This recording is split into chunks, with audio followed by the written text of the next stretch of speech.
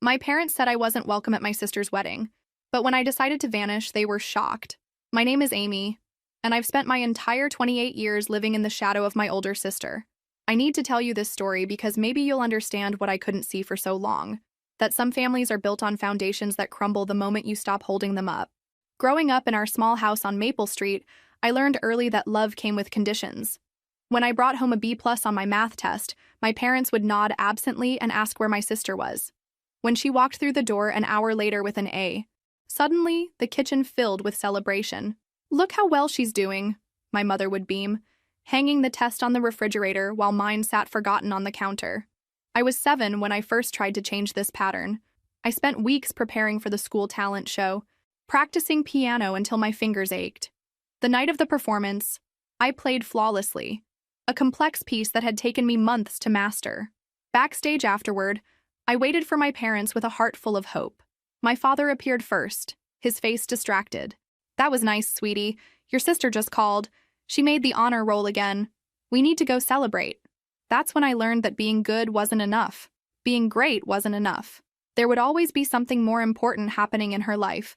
3 states away at college, pursuing the kind of success that seemed to matter more than anything I could achieve right here at home. The pattern repeated itself endlessly. When I graduated high school as salutatorian, they attended but spent the entire ceremony talking about her graduate school applications. When I got my first job at the local marketing firm, their response was lukewarm compared to their excitement about her internship at a prestigious company in New York. I told myself it was because she was the firstborn, the trailblazer. I told myself they were proud of me too, just in a quieter way. I told myself a lot of things that weren't true because the alternative, accepting that I was fundamentally less important to them, felt impossible to live with. By my mid-20s, I had unconsciously molded myself into the family's invisible support system. I was the one who remembered birthdays, who organized family gatherings, who stayed close to home while she built her impressive life elsewhere. I was dependable, reliable, forgettable Amy, always there when needed, never missed when absent. The worst part wasn't the neglect itself. It was how natural it felt, how completely I had accepted this role. I didn't even realize I was angry until much later, when everything finally collapsed. For now, I just kept trying harder, believing that eventually my devotion would be rewarded with the love and recognition I craved. I was wrong about so many things back then, but I'm getting ahead of myself. First, you need to understand how deeply I believed in this family, how desperately I wanted to belong to something that had never really wanted me back. By 18, I had mastered the art of being grateful for crumbs. While my sister headed off to an elite university with great fanfare and family financing, I enrolled at the local community college. Not because I couldn't get into better schools, my grades were solid, but because someone needed to stay close to home. Someone needed to be available. "It's so practical of you," my mother said when I announced my decision. Not proud, not excited, practical. The word felt like a consolation prize wrapped in false praise. My sister called home once a week, usually on Sunday evenings, and the entire household would revolve around that 30-minute conversation. My parents would gather around the speakerphone in the kitchen, hanging on every word about her classes, her professors, her social life. I learned to make myself scarce during these calls, but I could still hear the warmth in their voices, a tone they never quite used with me. During my sophomore year, I started working part-time at a local nonprofit while maintaining a perfect GPA. I thought surely this combination of academic success and community service would earn me some recognition. Instead, my parents were too busy planning their first visit to see her college to notice my achievements. "She's doing so well," my father would tell anyone who would listen. Full scholarship, internships lined up, the whole package. When people politely asked about me, he'd say, "Oh, Amy's doing fine too. She's very steady, reliable, practical." These became the words that defined me in family conversations, as if being consistent was somehow less valuable than being extraordinary. After community college, I transferred to the state university 30 minutes away, close enough to come home for Sunday dinners, close enough to handle any family emergencies.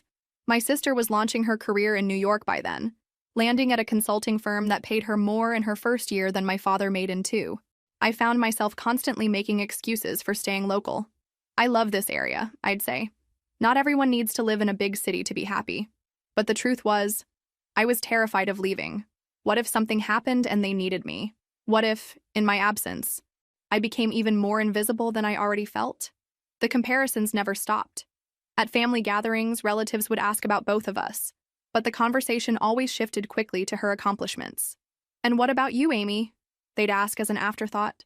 "Still working at that little office downtown?" That little office downtown became my refuge. I threw myself into work, earning promotions and taking on responsibilities beyond my job description. My boss appreciated my dedication, my coworkers relied on my follow-through, and clients requested me specifically. For 40 hours a week, I existed in a space where my contributions mattered, but evenings and weekends pulled me back into my family role. I became the default organizer of holiday celebrations, the one who remembered to send cards, the one who checked on our aging grandparents. These tasks felt important, necessary, but they were never acknowledged as contributions. They were simply expected from steady, reliable, practical Amy. When I turned 25, I made a resolution to become more assertive, to speak up about my achievements and demand equal attention. It lasted exactly 3 weeks, until my sister called to announce her engagement to someone she'd been dating for 6 months. The celebration that followed made my birthday party look like a quiet Tuesday dinner. Looking back, I can see how I participated in my own diminishment. I accepted the supporting role so completely that challenging it felt selfish, almost aggressive. Everything changed when my mother fainted at the grocery store. I was 26 then, comfortable in my routine of work, family obligations, and the quiet hope that someday things would be different. The call came while I was finishing a presentation for a major client. My father's voice was shaky, uncertain in a way I'd never heard before. "The doctor wants to run some tests," he said. "Can you meet us at the hospital?" I dropped everything and drove there immediately, my mind racing through possibilities. When I arrived, I found my father pacing the waiting room, his usual confidence replaced by anxiety that made him look older than his 62 years. The test revealed early-stage diabetes and high blood pressure, manageable conditions, but ones that required significant lifestyle changes. My mother, who had always been the family's emotional center despite her favoritism, suddenly seemed fragile and overwhelmed by the new reality of medication schedules and dietary restrictions. "We should call your sister," she said from her hospital bed. "She'll know what questions to ask the doctors." I had been there for 6 hours, taking notes, researching treatment options on my phone, and coordinating with her physicians. But of course, we needed to call the daughter who lived 800 miles away and hadn't been home in 4 months. The phone consultation lasted an hour. My sister, equipped with her business school training and commanding presence, peppered the doctors with questions I had already asked. She demanded second opinions, researched specialists, and created action plans with the efficiency of someone managing a corporate project. My parents were visibly relieved to have her taking charge, even from a distance. "Thank goodness we have someone who knows how to handle these situations," my father said after the call ended. I sat in the corner, holding the folder of information I had compiled, feeling like a secretary whose boss had just arrived to take over. From that point forward, I became the family's informal caregiver. I drove my mother to appointments, picked up prescriptions, and learned to cook the low-sodium, diabetic-friendly meals her condition required. I researched insurance coverage, found specialists within our network, and created a medication tracking system. My sister called twice a week to check in and offer advice from afar.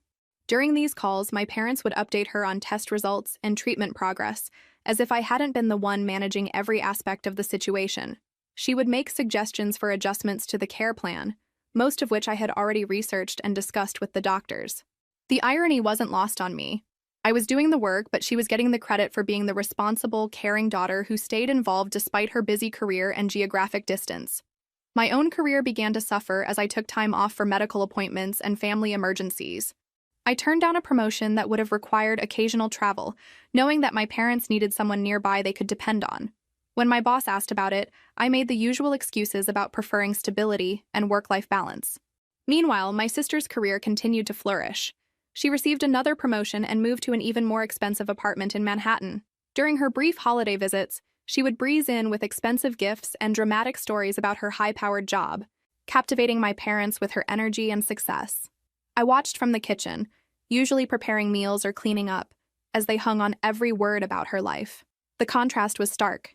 She was living an exciting, important life, worthy of attention and admiration, while I was simply maintaining the daily operations that kept our family functioning. The sacrifice felt noble at the time. I told myself I was being mature, responsible, putting family before personal ambition. But slowly, resentment began to build in places I didn't want to acknowledge. Not toward my mother's illness. That wasn't anyone's fault, but toward the assumption that my time, my career, my life were naturally less important than hers. The call came on a rainy Tuesday in March. I was reviewing quarterly reports when my phone buzzed with her number, unusual since she typically called on weekends. Her voice was breathless with excitement, barely containing the news she was bursting to share. "I'm getting married," she announced before I could even say hello properly. "He proposed last night at this amazing restaurant overlooking Central Park. The ring is absolutely stunning. 2 carats, princess cut, absolutely perfect." I felt that familiar mix of genuine happiness for her success and the hollow ache of being once again relegated to an audience for her triumphs. "Congratulations," I managed, and meant it. She deserved happiness, even if watching her receive it reminded me of everything I lacked. "I'm calling Mom and Dad next, but I wanted to tell you first," she said, which was probably a lie but a kind one. "We're thinking a fall wedding, maybe October, something elegant but not too big." As she talked about venues and guest lists and the million decisions that come with planning a wedding, something shifted inside me. Here was an opportunity. Maybe the opportunity I'd been waiting for my entire adult life.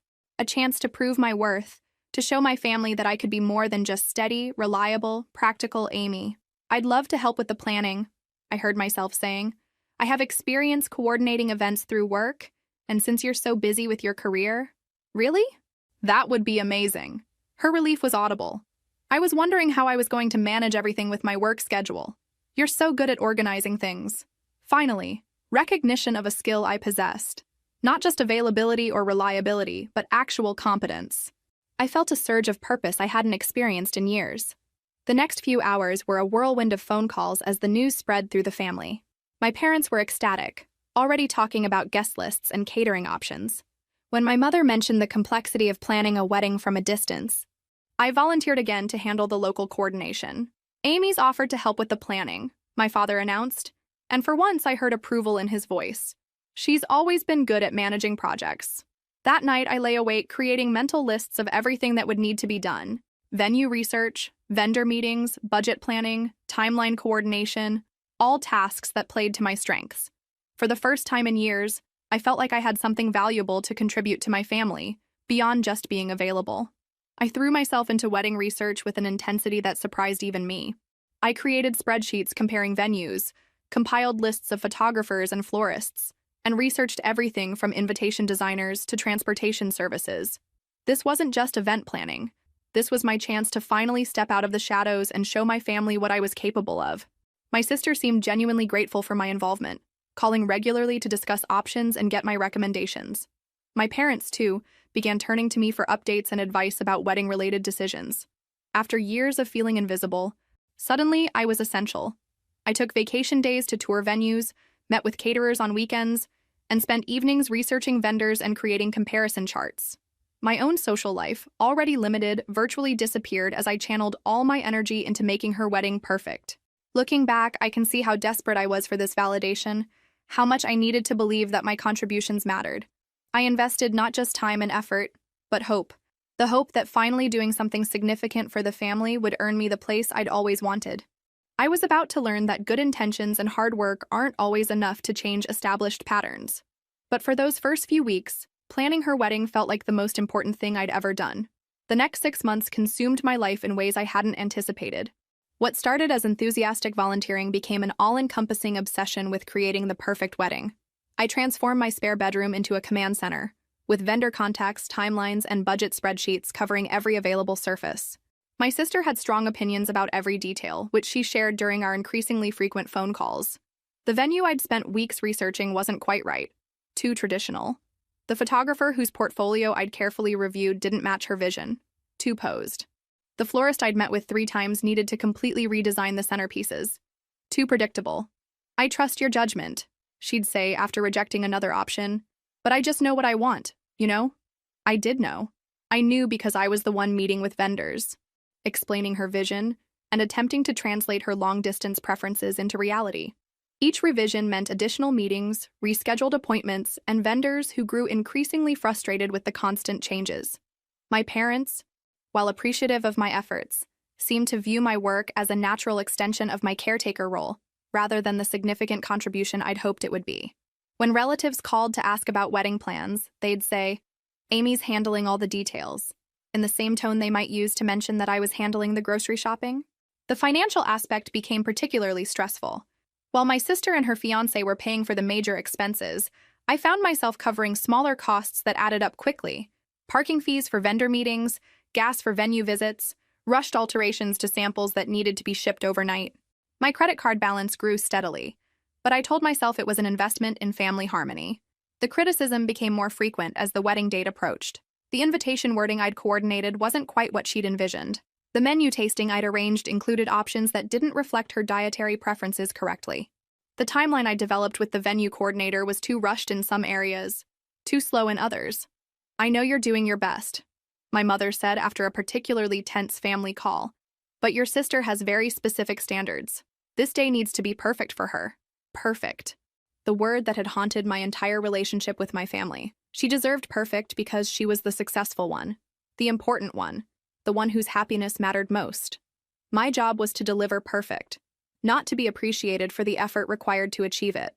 I began working evenings and weekends exclusively on wedding tasks. My own friends stopped inviting me to social gatherings because I was always busy with vendor meetings or family obligations. My boss expressed concern about my increasing distraction during work hours, as wedding-related calls and emails interrupted my professional responsibilities. 3 weeks before the wedding, disaster struck. The original cake designer had to cancel due to a family emergency, leaving us scrambling to find a replacement. I spent 2 days calling every bakery within 50 miles, finally finding someone who could accommodate the order on short notice, for double the original price. When I called to update everyone on the situation, my sister's response was immediate and harsh. "How could you let this happen? Didn't you have a backup plan?" My father's disappointment was evident in his voice. "Amy, we trusted you to handle these details. This kind of last-minute crisis shouldn't happen with proper planning." I had been managing hundreds of details for months, coordinating with dozens of vendors, and adapting to constant changes in requirements. One vendor cancellation due to circumstances beyond anyone's control, and suddenly I was the one who had failed to plan properly. That night, I sat surrounded by wedding binders and vendor contracts, feeling more alone than I had in years. I was giving everything I had to make this event perfect, and somehow I still wasn't doing enough. The morning before the wedding, I woke up at 5 a.m. with a checklist that covered 3 pages. Final vendor confirmations, last-minute pickup runs, and coordination meetings filled every hour until the rehearsal dinner. I had been planning this day for weeks, but the magnitude of everything that needed to happen in the next 36 hours felt overwhelming. The ceremony was scheduled for Saturday afternoon at the historic Gardens venue, with a reception immediately following. I had confirmed and reconfirmed every detail, created backup plans for the backup plans, and packed an emergency kit that could handle anything from missing boutonnieres to torn dresses. By noon Friday, I was running ahead of schedule. The flowers had been delivered and approved, the caterers were setting up according to plan, and even the replacement cake had arrived looking exactly as requested. For the first time in months, I felt like everything might actually go smoothly. That's when I made the mistake that would change everything. I had picked up the final box of decorative elements from the rental company, specialty linens, custom lighting, and handmade centerpiece components that my sister had insisted were essential to her vision. The box was heavier than expected, and I was juggling it along with my purse, phone, and the ever-present wedding binder as I headed to my car. My phone rang just as I was loading everything into the trunk. It was the venue coordinator with a question about the timeline for the reception. The conversation lasted maybe 5 minutes, but it was 5 minutes of distraction while I stood next to my open car, discussing logistics and making notes. After hanging up, I drove straight to the venue to handle the final setup details. I spent the next 4 hours working with vendors, adjusting decorations, and ensuring every element was positioned correctly. By 6 p.m., the rehearsal was starting, and I rushed home to change clothes for the dinner. It wasn't until I was getting dressed that I realized what I had done. The box of decorative elements was still sitting in my trunk, forgotten during that phone call hours earlier. The specialty linens that were supposed to complement the centerpieces, the custom lighting that would create the ambiance my sister had specifically requested, the handmade details that had cost a fortune and taken weeks to create, all of it was in my car instead of at the venue. I called the venue coordinator immediately, but she had already left for the evening. The rehearsal dinner was starting in an hour, and tomorrow's setup crew wouldn't arrive until morning. There was no way to incorporate the decorative elements into the existing setup without completely redoing the entire room arrangement. I sat on my bed, staring at the phone, trying to figure out how to explain this to my family. One moment of distraction, one oversight in months of meticulous planning, and I had potentially ruined the visual centerpiece of my sister's wedding reception. The rehearsal dinner was torture. Every time someone mentioned how beautiful everything looked, how perfectly organized the wedding was going to be, I felt the weight of my mistake growing heavier. I kept looking for the right moment to confess what had happened, but the evening was full of toasts and celebration, and I couldn't bring myself to introduce bad news into the joy. I told myself I could fix it in the morning. Maybe the setup crew could incorporate the elements somehow. Maybe the room would look fine without them. Maybe no one would notice the missing details that had seemed so crucial during the planning process. But I knew better. My sister would notice. She noticed everything, especially when it came to the vision she had spent months refining. And when she noticed, everyone would know who was responsible. That night, I barely slept. I kept replaying that moment by the car, wishing I had been more careful, more focused. After months of trying to prove my competence, I had failed at the most basic level, simply remembering to deliver everything that was needed. The irony was crushing. In my effort to be perfect, to finally earn recognition and appreciation, I had made exactly the kind of mistake that would confirm every doubt my family had ever had about my capabilities. Morning would bring the reckoning I was dreading. But for now, I lay awake knowing that tomorrow's wedding would be beautiful in every way except the ones that mattered most to the people I was trying so desperately to impress. I arrived at the venue at 7 a.m., hoping to somehow salvage the situation before anyone else noticed. The decorative box sat in my passenger seat like evidence of my incompetence, and I had spent the sleepless night creating increasingly desperate plans to incorporate the elements into the existing setup. The venue coordinator met me with a strained smile. She had clearly been briefed on the situation by the early setup crew. "We can try to work some of these pieces in," she said diplomatically, "but it will mean adjusting the entire room layout. The tables are already set, the lighting is programmed, and the floral arrangements are positioned." "How long would it take?" I asked, though I already knew the answer would be problematic. 3 hours minimum, and we'd need to charge for the additional setup time and overtime for the crew. 3 hours that we didn't have, and additional costs that would come out of my already strained budget. I stood in the beautifully decorated reception space, surrounded by months of careful planning, and felt everything crumbling around that one missing box. My sister arrived an hour later for the final walkthrough, radiant in her confidence that everything would be perfect. She moved through the ceremony space with approval, complimenting the floral arrangements and the seating layout. I followed behind, carrying the weight of my confession. When we reached the reception area, her face immediately shifted. "Where are the specialty linens?" she asked, scanning the tables. "And the custom lighting elements?" I took a breath and explained what had happened. Her expression grew colder with each word, transforming from confusion to disbelief to fury. "You forgot them? After all the time we spent planning these details, you just forgot them?" My parents, who had been admiring the ceremony setup, hurried over when they heard the tension in her voice. Within minutes, I was explaining the situation again to 3 increasingly angry faces. "This is exactly the kind of thing we were worried about," my father said, his disappointment cutting deeper than his anger. "We trusted you with the most important day of your sister's life, and you couldn't handle the basic responsibility of delivering what was needed." My mother's response was quieter but somehow worse. "She worked so hard for everything, and now her wedding reception won't look the way she planned because you couldn't keep track of one box." "It was an accident," I said, hating how defensive I sounded. "One phone call, 5 minutes of distraction after months of perfect execution. I can pay for the additional setup time. We can still fix this." "Fix this?" My sister's voice was ice. "The photographer comes in 2 hours. The guests start arriving in 4. You think throwing money at this makes up for ruining my vision?" The argument that followed was years of accumulated resentment finally erupting. Every perceived failure, every moment of falling short of expectations, every comparison to my sister's achievements, all of it poured out in that decorated reception hall while vendors pretended not to listen. "You've always been careless," my mother said. "We should have known better than to trust you with something this important." "Maybe," my father added with devastating quiet, "the best wedding gift you could give your sister would be to just not be here. To let her have this day without worrying about what else might go wrong." The words hung in the air like a physical blow. Not, "We're disappointed," not, "You made a mistake," but "Don't be here. Don't exist in this family moment.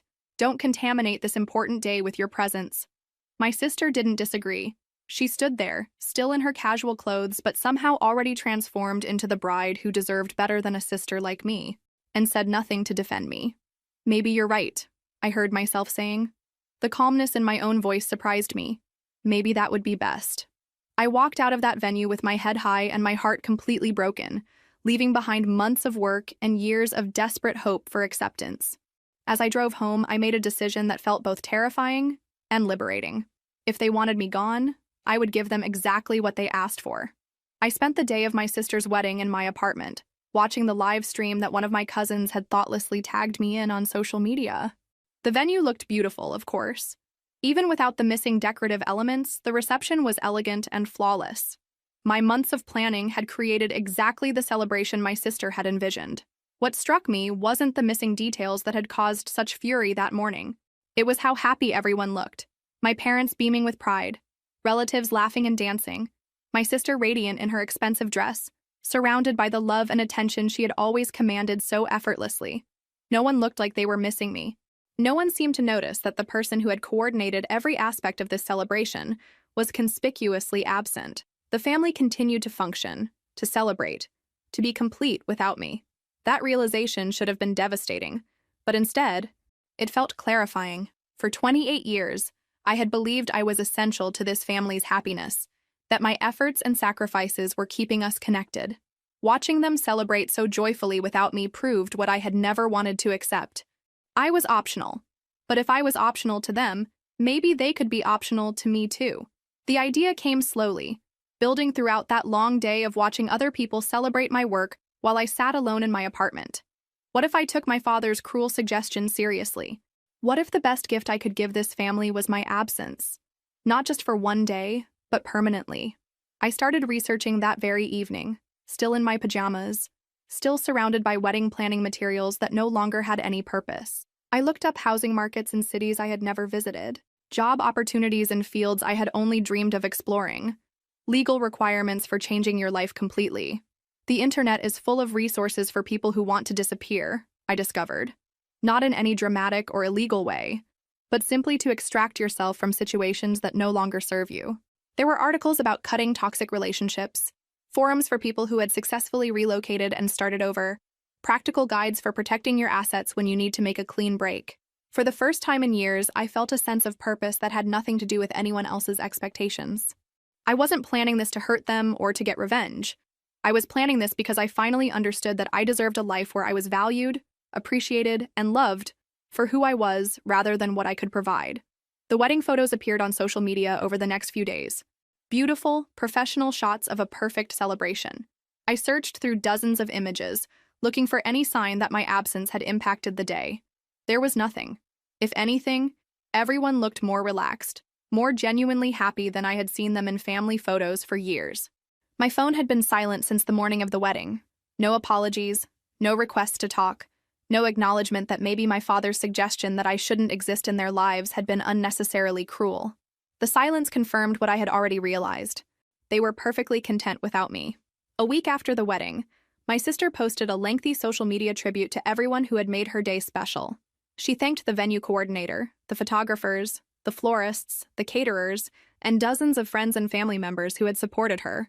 She thanked my parents for their love and guidance, her new husband for his patience during the planning process, even her college roommate who had helped address invitations. My name appeared nowhere in the post. Months of work, thousands of dollars of my own money, countless hours of coordination and planning, and I had been completely erased from the narrative of her perfect day.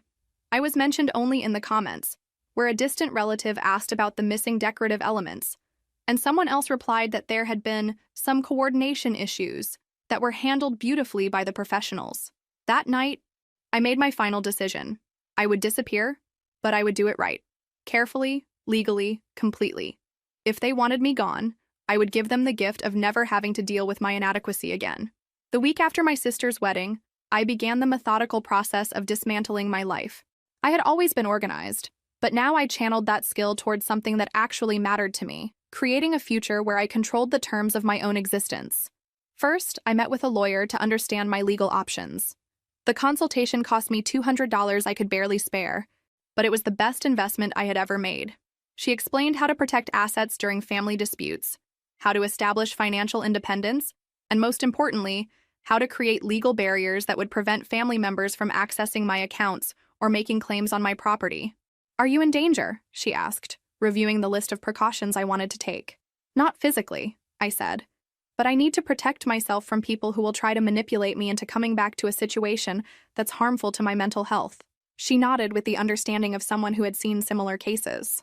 Within 3 days, I had new bank accounts at an institution my family had never used, a safe deposit box for important documents, and legal documentation establishing my financial independence. Next, I put my condo on the market.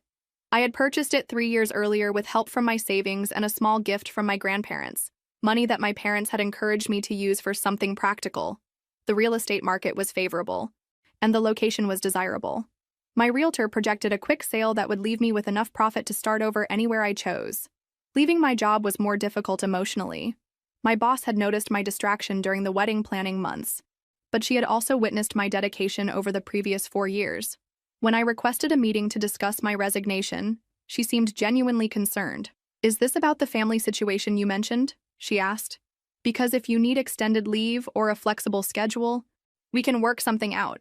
You're too valuable to lose over temporary stress."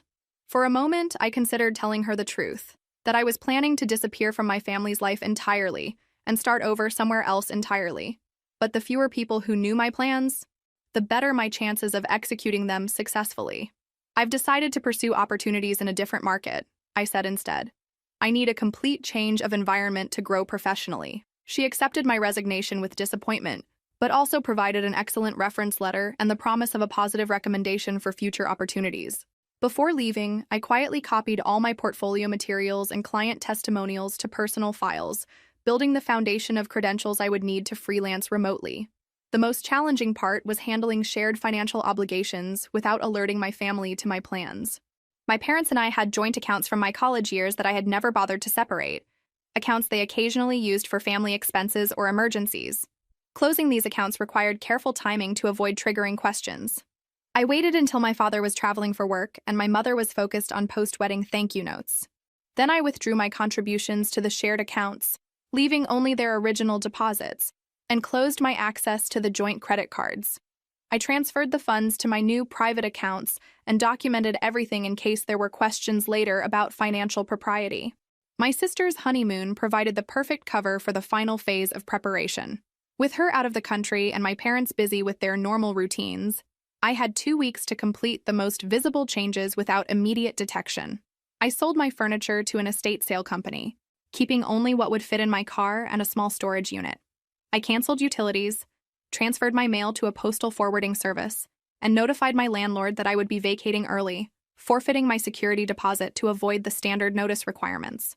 The hardest part was dealing with personal belongings that connected me to family memories, photo albums, gifts from relatives, mementos from family vacations, items that had no monetary value but represented decades of shared experiences. I spent an entire evening going through boxes of keepsakes, deciding what to keep, what to donate, and what to simply throw away. In the end, I kept very little. A few photographs of my grandparents, some books that had shaped my thinking, and a small jewelry box that had belonged to my grandmother before she died. Everything else felt contaminated by the recent betrayal, transformed from treasured memories into reminders of relationships that had never been what I thought they were. By the time my sister returned from her honeymoon, I had created a completely new life infrastructure. New bank accounts, new job prospects, new housing arrangements, even a new phone number that would make it difficult for them to contact me impulsively. The condo sold faster than expected, closing just 10 days after the honeymoon ended.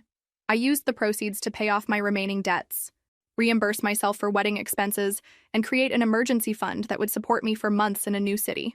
On my last day in the apartment, I stood in the empty living room where I had spent so many evenings planning family events, coordinating care for my mother, and dreaming of a future where my efforts would finally be appreciated. The silence felt different now.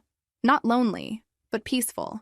I was ready to find out who I could become when I wasn't trying to earn love from people who had already decided I wasn't worth it. The coastal town I chose was nothing like anywhere I had lived before. 3 hours north of San Francisco, it was small enough to disappear in, but large enough to support the kind of remote freelance work I was planning to pursue. I had never been there before selecting it from online research. which felt appropriate for this new version of my life. I rented a small cottage 6 blocks from the ocean, furnished it with the basics from local secondhand shops, and set up a home office that looked nothing like the corporate environment I had left behind. The walls were painted a soft blue that reminded me of the water I could see from my kitchen window, and I decorated with plants and artwork from local artisans, rather than the generic professional decor I had accumulated over the years. For the first month, I lived under a kind of self-imposed witness protection program. I used my legal name for official documents, but introduced myself to neighbors and local business owners as Annie, close enough to my real name that I would respond naturally, different enough that casual internet searches by family members wouldn't immediately locate me. The transition to freelance work was surprisingly smooth. My former boss had been true to her word about providing references, and my portfolio of marketing projects attracted clients within my first few weeks of active networking. I specialized in helping small businesses develop their online presence, work that could be done entirely remotely, and paid well enough to support my deliberately simplified lifestyle. For the first time in my adult life, I had no family obligations competing for my attention, no medical appointments to coordinate, no family gatherings to organize, no crisis management calls that interrupted my professional focus. I discovered that I was actually quite good at my work when I could devote my full energy to it. The local community was welcoming in the way that small towns often are to newcomers who contribute positively to the local economy. I joined a book club at the library, started volunteering at the animal shelter on weekends, and became a regular at the farmers market on Saturday mornings.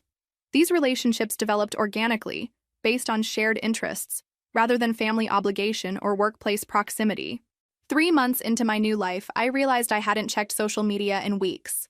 I had initially used it to monitor my family's activities from a distance, but gradually lost interest in tracking their lives. The wedding photos that had once felt like evidence of my erasure now seemed like pictures of strangers at an event I had helped organize but never really belonged to. The physical changes were subtle but significant. I slept better, woke up more easily, and found myself smiling spontaneously during routine activities like grocery shopping or walking on the beach. Food tasted better when I wasn't eating it while stressed about family dynamics. Colors seemed brighter when I wasn't viewing everything through the lens of anxiety about disappointing someone. I started taking photographs again, something I had enjoyed in college but abandoned when family responsibilities consumed my free time. The coastal landscape provided endless subjects, and I began building a portfolio of nature photography that attracted interest from local galleries and tourism businesses. 6 months after leaving, I received an email from my former employer asking if I would consider taking on a major project as a consultant. The work would pay 3 times what I had earned as a full-time employee, and I could complete it entirely from my home office. I accepted the project and completed it ahead of schedule, earning both a substantial payment and a reputation that led to additional high-value consulting opportunities.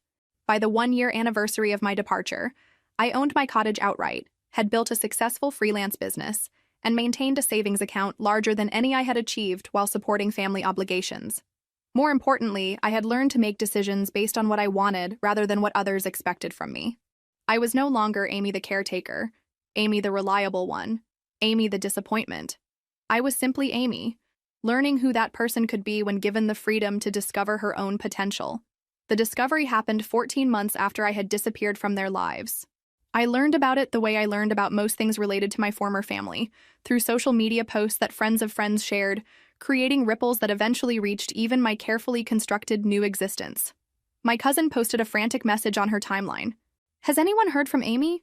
Her parents are really worried and trying to reach her. Please share if you have any information about where she might be." The post was accompanied by a photo of me from my sister's wedding. Ironically, one of the few pictures from that day where I was visible, looking tired and stressed in the background while my family celebrated. Within hours, the post had dozens of shares and comments from relatives and family friends expressing concern and offering to help with the search. I sat in my cottage, surrounded by the peaceful life I had built, and watched my family orchestrate a public campaign to locate me. The narrative they had constructed was masterful in its manipulation. I was portrayed as unstable, possibly suffering from a mental health crisis that had caused me to abandon my family without explanation. My mother gave an interview to the local newspaper back home, describing me as troubled and claiming that I had taken money from family accounts before disappearing. The article mentioned my sister's wedding as the last time anyone had seen me, but described the circumstances vaguely, making it sound like I had simply vanished without provocation. "We're worried she might hurt herself," my father told a local television reporter. "She was always fragile, and we think the stress of recent family events might have triggered some kind of breakdown. The irony was breathtaking. The same people who had told me my absence would be the best gift I could give them were now claiming to be devastated by my disappearance. The family that had treated me as optional for decades was suddenly portraying my presence as essential to their happiness. But the most sophisticated part of their campaign was how they positioned themselves as victims of my selfishness. Social media posts described how my abandonment had affected my mother's health, how my father was beside himself with worry, how my sister felt guilty that our argument at her wedding had somehow triggered my disappearance. They hired a private investigator who traced my movements as far as the sale of my condo, but couldn't follow the trail beyond that point. The legal precautions I had taken made it impossible for them to access my financial records or discover my new location through official channels. When private investigation failed, they escalated to public manipulation. A Facebook page called Find Amy appeared, complete with photos from family gatherings and childhood events that painted a picture of a beloved daughter who had mysteriously vanished. The page accumulated hundreds of followers, many of whom shared increasingly elaborate theories about what might have happened to me. My sister posted a tearful video message explaining how much she missed me and how sorry she was about our misunderstanding at her wedding. She never mentioned what the misunderstanding was about, making it sound like a minor disagreement rather than a fundamental rejection of my worth as a family member. "I just want my sister back," she said, looking directly into the camera with the kind of earnest vulnerability that had always made people want to help her. "Whatever happened between us, we can work it out. Family is more important than any argument." The comments on her video were heartbreaking to read. Hundreds of people expressing sympathy for her loss, sharing their own stories of family conflicts, offering prayers and support for her efforts to reconnect with me. They had successfully transformed the narrative from family rejects daughter to daughter abandons loving family. 3 months into their campaign, they claimed to have received information suggesting I might be in danger. This prompted them to file a missing person report, despite the fact that I was an adult who had left voluntarily and committed no crimes. The police investigation was cursory. They quickly determined that I had left of my own accord and was not in any legal trouble, but it provided my family with additional legitimacy for their public search efforts.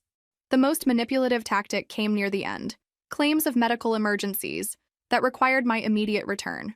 My father supposedly had chest pains that doctors couldn't diagnose. My mother's diabetes had supposedly worsened dramatically. These emergencies were always vague enough to be unprovable, but urgent enough to justify renewed search efforts. I watched all of this unfold from my peaceful cottage, feeling like an anthropologist studying the behavior of a species I had once belonged to. Their campaign revealed everything I had always known but never wanted to acknowledge. They were perfectly capable of caring about me when it served their purposes, but utterly incapable of examining their own behavior or taking responsibility for the pain they had caused. The most telling detail was what they never did. They never apologized. Through months of public pleading and private investigation, they never once acknowledged that their treatment of me might have been wrong. 2 years after I disappeared, their campaign finally reached me directly. A private investigator had traced my digital footprints carefully enough to identify my new location, though not my exact address. I returned home one evening to find a letter slipped under my door. No return address, but I recognized my mother's handwriting immediately. "We know you're in California," the letter began. "We know you're safe and working. We just want to talk." The letter was 3 pages of carefully crafted emotional manipulation, references to childhood memories, mentions of family health scares, promises that everything could go back to normal if I would just come home for a visit. It ended with my mother's phone number and a request to call within 1 week, or they would have no choice but to take more direct action. I sat on my porch, watching the sunset over the ocean, and realized this moment had always been inevitable. They would never stop trying to pull me back into their orbit because my absence forced them to confront something they couldn't accept, that their treatment of me had been wrong enough to drive me away permanently. But I had spent 2 years building a life based on my own choices and values. I had learned what it felt like to be appreciated for my contributions, to form relationships based on mutual respect, to wake up each morning without dreading the next family crisis or obligation. The person who had desperately sought their approval no longer existed. I wrote my response carefully, editing it multiple times to remove any trace of anger or bitterness. I wanted them to understand my decision, not to hurt them in return for the pain they had caused me. "I am safe, healthy, and happy," I wrote. "I have built a successful career and meaningful relationships in my new community. I left because being part of our family was detrimental to my mental health and self-worth, and nothing has changed to make me believe returning would be different. I detailed specific incidents, not just the wedding disaster, but years of comparisons, dismissals, and the fundamental message that my needs were less important than everyone else's comfort. I explained how their recent campaign to find me had only confirmed my decision by demonstrating that they still viewed me as property to be retrieved, rather than a person whose choices deserved respect. If you genuinely want what's best for me, I concluded, you will respect my decision to remain where I am. I wish you all well, but I will not be returning to a situation that required me to diminish myself in order to maintain family harmony. I sent the letter and changed my phone number the same day. I also contacted a local attorney to document the correspondence in case their more direct action involved any form of harassment or legal pressure.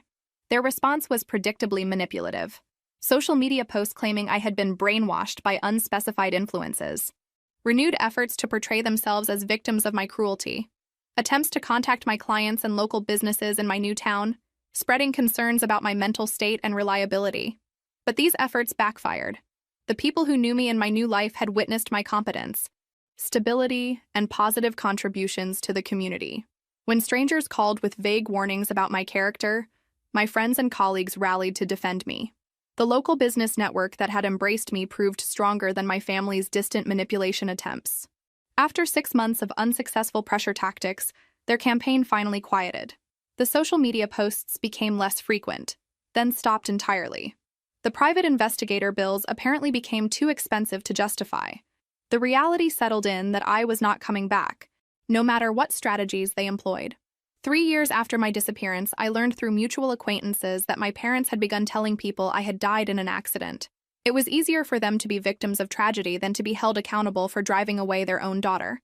My sister, now divorced and struggling with her own career setbacks, apparently encouraged this fiction because it was simpler than explaining our family dynamics to new friends. I felt surprisingly little sadness about being declared dead by the people who had given me life. It seemed like an appropriate metaphor. The Amy who had desperately sought their approval was indeed dead. In her place was a woman who had learned to value herself, who had built meaningful relationships based on mutual respect, who woke up each morning grateful for the life she had created, rather than resentful about the life she had been assigned. I never married, but I never felt lonely. I built a successful consulting business that allowed me to travel and work with clients around the world. I maintained close friendships with people who appreciated my humor, intelligence, and loyalty. I volunteered for causes I believed in, and spent my free time pursuing interests I had never had time for when I was managing everyone else's needs. Most importantly, I learned that family is something you create, not something you're born into. The people who truly knew me, my chosen family of friends, colleagues, and community members, would never have suggested that my absence was the best gift I could give them. They valued my presence, celebrated my successes, and supported me through challenges without expecting me to earn their love through constant sacrifice. My parents live in the same house where I grew up, probably still wondering what they did wrong. Never understanding that the problem wasn't any single action, but decades of making me feel like I was never quite enough. My sister continues her life, probably telling new friends that she's an only child, finding it easier than explaining why her sister chose to disappear. As for me, I am exactly where I chose to be. Some people might say I was too harsh, that family should forgive and forget, that I threw away relationships over pride. But I know the difference between pride and self-preservation, between forgiveness and self-destruction. I chose myself. For the first time in my life, I chose myself. And that choice gave me everything I had been searching for in all the wrong places.